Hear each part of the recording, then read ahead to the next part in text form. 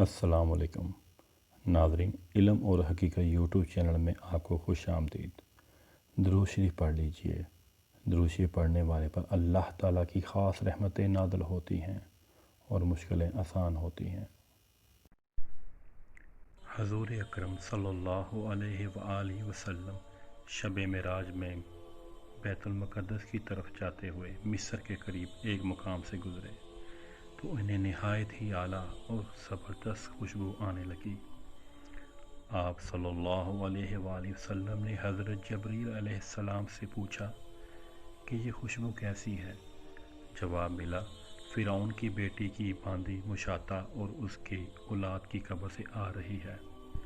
پھر حضرت جبریل علیہ السلام نے اس کا قصہ بیان کیا کہ مشاطہ فرعون کی بیٹی کی خادمہ تھی اور وہ خفیہ طور پر اسلام لا چکی تھی۔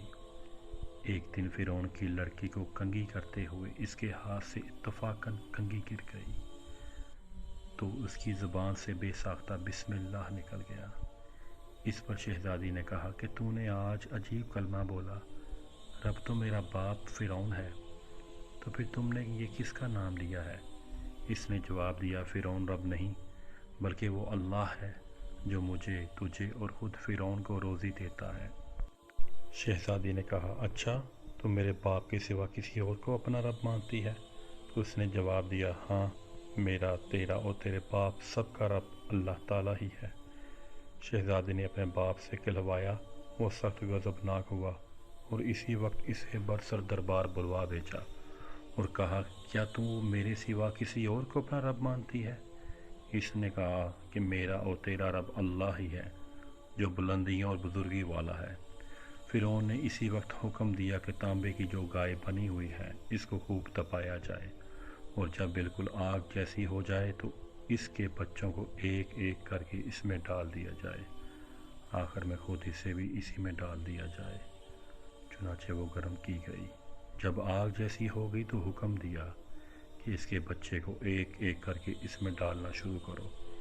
تو مشاطہ نے کہا کہ بادشاہ، ایک درخواست میری منظور کرو، وہ یہ کہ میرے اور میرے ان بچوں کی ہڈیاں ایک ہی جگہ ڈال دینا۔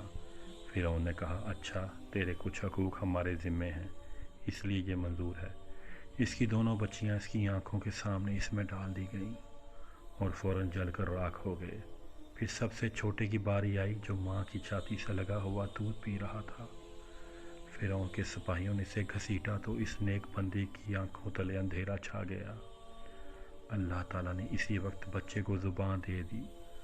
اس نے بآواز بلند کہا، اماں جان افسوس نہ کرو، اماں جان ذرا بھی پسو پیش نہ کرو، حق پر جان دینا ہی سب سے بڑی نیکی ہے۔ چنانچہ انہیں صبر آ گیا۔